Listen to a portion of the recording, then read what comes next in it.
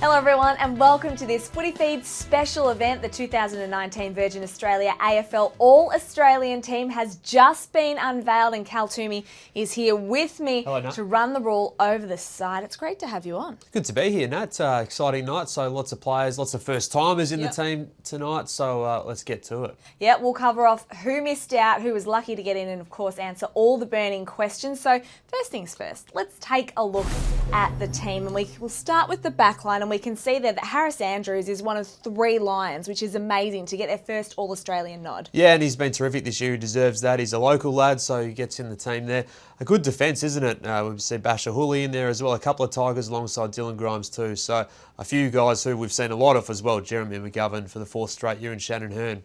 Yeah, and we look at the centre line too. Marcus Bontempelli, Patrick Cripps, Tim Kelly have all had amazing seasons. Can't go wrong there, can you? I think that they've done it pretty well, their selectors. Patrick Cripps would have been one of the first players they locked in, I would have thought. But Tim Kelly, he's the guy, isn't he? His 2nd year at AFL level, gets the nod. Is it his final year at Geelong? We probably think that's the case, but where he ends up next year is going to be a really interesting talking point over the next couple of weeks. Now, in order to fit everyone in, it looks like Patrick Dangerfield's on the half-forward line, but Sonny Walters has had an incredible season of football at Fremantle Dockers. Yeah, he's been outstanding alongside Charlie Cameron as well, who's a first-time All-Australian. The former Crow becomes an All-Australian in a star-studded side here. The talking point, of course, and we'll get to this, is also the tall forwards. Jeremy Cameron, the Coleman medalist. Tom Hawkins is in there and Jack Daly as well. So really interesting call, some of their decisions by the All-Australian selectors. And we should note that the rucks have switched this year because Max Gawn was on the field last year and Grundy was on the bench, and this year it slipped around. Well, I remember speaking to Brodie Grundy about this time last year. He said, well, maybe next year I'll get him because he was on the bench last year and he wanted that All-Australian ruck spot and he's got it and probably deservedly so. I think that's the right call. And Nat Fyfe, the captain, Shannon Hurn, the vice-captain. Okay, Cal,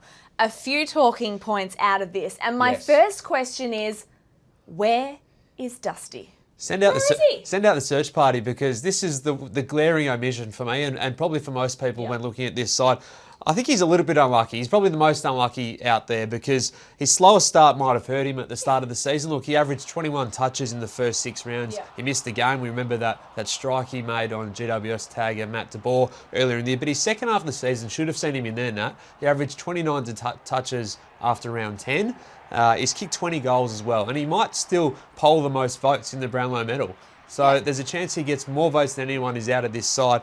His goal tally is the thing that sets him apart, though. That's more goals than Patrick Cripps, Marcus Bontempelli, Tim Kelly, Nat Fyfe, Lachie Neale and Jackson McRae, who are all in the team. So an added part of his game there. Maybe a victim of his own high standards. Well, that's the thing. And that is the glaring omission. It was that game in round 9 against the Hawks where he really got his season going. And if you actually compare his stats from there, they're comparable to his 2017 Brownlow year and they're on par. So really, I think he should have been in this team. But the question always is, who would drop out for him as well? That is the tough point. And look, there's some midfielders. It's hard to rank the midfielders, isn't it? And that is where you see some push into the half-forward line. But he could have got a half-forward spot as well as a midfield spot. That is true. All right, so Dusty Martin, where is he? We'll send out a search party and let you know. Who else, though, was unlucky to miss out? And there's always these hard luck stories. And it must be so hard because we did our own teams during the week and I had about 5 versions of it. Well, I'm not going to say Gary Ablett's a hard luck story because he's been in the team eight times already. But he's been pretty good this season. And he could have yes, he's been outstanding really. And whether it's his last season as well, it would have been a really good send-off if he is to depart the game at the end of this year, potentially with a Cats premiership. We'll see how they go in the next month. He was unlucky. Ben Brown also very stiff for me. He's kicked 64 goals. He's second in the Coleman medal behind Jeremy Cameron, but he misses out to Tom Hawkins. Now, you look at the stats and you can see why the selectors might have gone with Hawkins. He's had 20 more goal assists and also 20 more score involvements. That's where he gets him. So he's a sharer, but he has kicked 12 more goals though. So, and this is a second case this has happened for Ben Brown. In 2017, he kicked more goals than Joe Danaher. I know, and Joe Danaher got his spot that time as well. So he's stiff. Hugh McCluggage, Adam Treloar, Dane Zorko, Brad Shepherd could have got a spot in the back line as well. So there's some guys who might consider themselves unlucky. Yeah, especially Ablett too, because if you look at the bench of the All-Australian, they're all pure midfielders, really, whereas Ablett can pinch in the midfield if we want him to push up that way, but also can play forward. I just think a bit of variety on the bench would have been a nice option for the Australian selectors.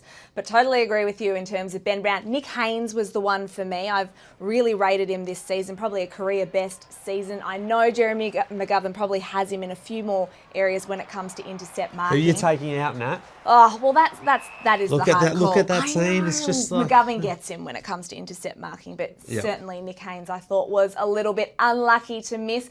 Who was lucky to get in?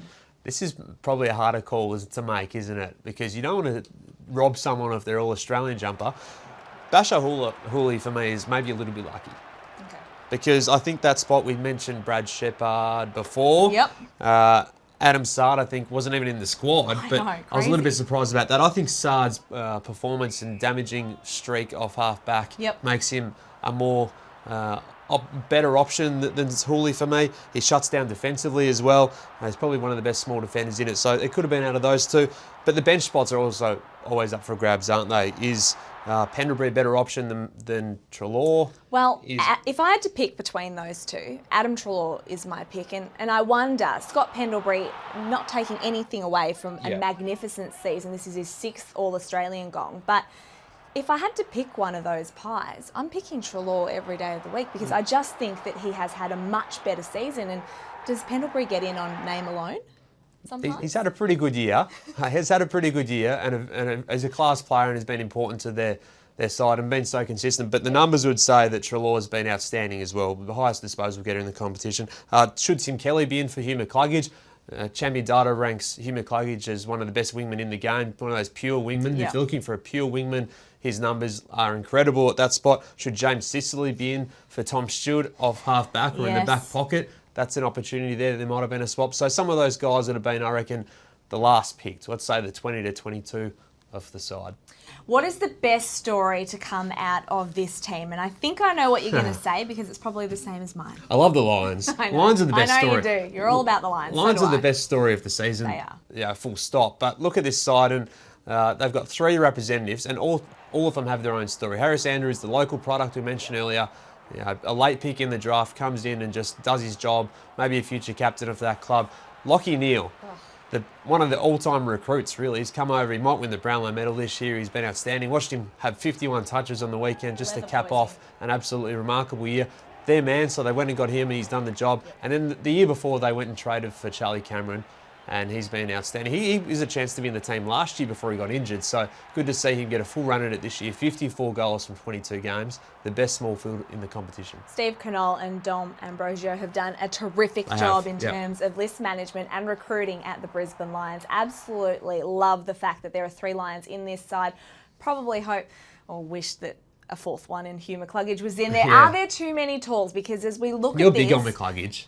Love him. Yeah, he was in your side that you picked. I know, he's one of my favourites, so I'm a bit biased. I'm looking at this team, and when we look at how footy's been played this year, most teams go in with just 1 genuine ruckman. We've got 2 in this side. Is it too tall? You look at the forward line, even the back line, but some like Dylan Grimes can obviously play small as well, but is it too tall? They're not short on talls, are they? I see what you did there. Yeah, clever. Very clever. That's the best thing I've said all show.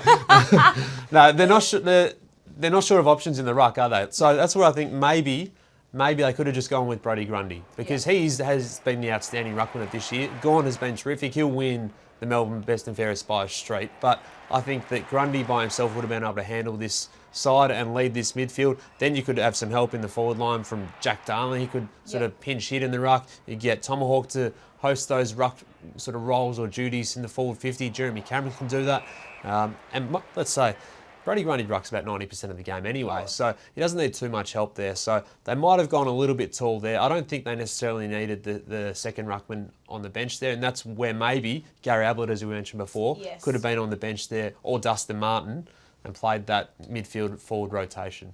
Now, a lot of debate always over the choice of captain, especially last year after Lance Franklin was given the job over someone like Shannon Hearn. Is he captain ever, buddy? No, I don't think he has. Nat Fyfe is the captain of this side. Is it the right choice? I don't think it is. Wow.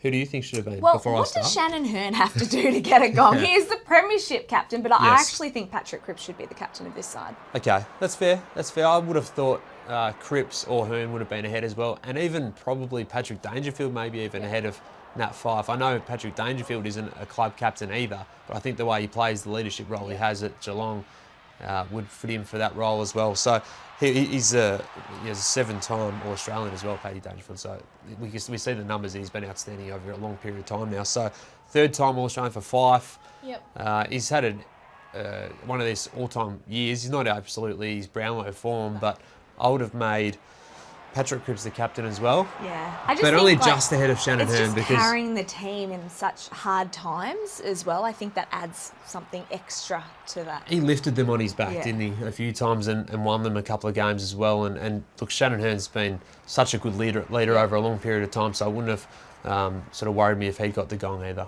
All right, a score out of 10 for this All-Australian team. What are you giving the selectors? All right, I'm going to go with 8.